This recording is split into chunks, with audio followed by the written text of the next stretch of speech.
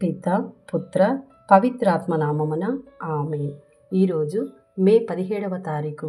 యోహాను సువార్త 14వ అధ్యాయము 7వ వచనము నుండి 14వ వచనం వరకు. మీరు నన్ను ఎరిగి ఉన్నచో నా తండ్రిని కూడా ఎరిగియుందురు.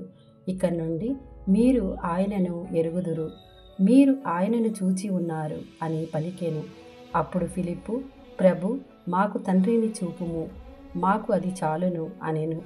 అందుకు యేసు ఇట్లనెను, ఫిలిప్పు, నేను ఇంతకాలము మీతో ఉంటిని, నన్ను తెలుసుకొనలేదా? నన్ను చూచినవాడు నా తండ్రిని చూచి ఉన్నాడు. తండ్రిని చూపుమని ఎట్లు అడుగుచున్నావు? నేను తండ్రి యందు, తండ్రి నాయందు ఉన్నామని నీవు విశ్వసించుటలేదా? నేను మీతో చెప్పుచున్న మాటలు నా అంతట నేనే చెప్పుటలేదు, కానీ తండ్రి నాయందు నివసించుచు తన పనులను నెరవేర్చుచున్నాడు. నేను తండ్రి యందు ఉన్నాననియు తండ్రి నాయందు ఉన్నాడనియు మీరు విశ్వసింపుడు. లేనిచో ఈ క్రియలను బట్టి అయినను నన్ను విశ్వసింపుడు. నేను తండ్రి యొద్దకు వెళ్ళుచున్నాను కనుక నన్ను విశ్వసించువాడు నేను చేయు క్రియలను చేయును, అంతకంటే గొప్ప క్రియలను చేయును అని మీతో నిశ్చయముగా చెప్పుచున్నాను.